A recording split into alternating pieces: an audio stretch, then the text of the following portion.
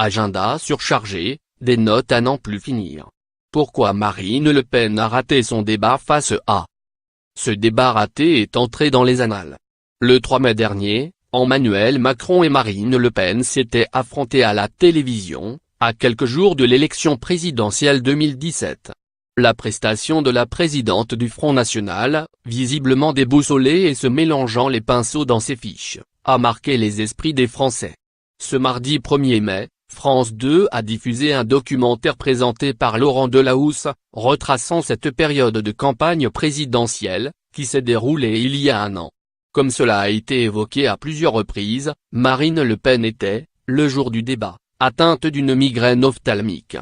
Selon le journaliste Olivier Beaumont interviewé par France 2, elle n'arrivait quasiment plus à voir. Quant à l'ancienne candidate à la présidentielle, elle se confie: « J'avoue que c'est la première fois que ça m'arrive, donc j'étais un peu décontenancé, car je ne savais pas de quoi il s'agissait. Mais cette migraine ophtalmique ne serait pas arrivée par hasard. » D'après Gilbert Collard, le soutien de Marine Le Pen, cette catastrophe médiatique a aussi été l'une des conséquences d'une fatigue et d'une surcharge de travail imposée à la fille de Jean-Marie Le Pen. Un surcroît de fatigue, manque de sommeil, pour reprendre les termes de l'avocat. Il ajoute qu'il y a eu une très mauvaise gestion de l'énergie de la candidate.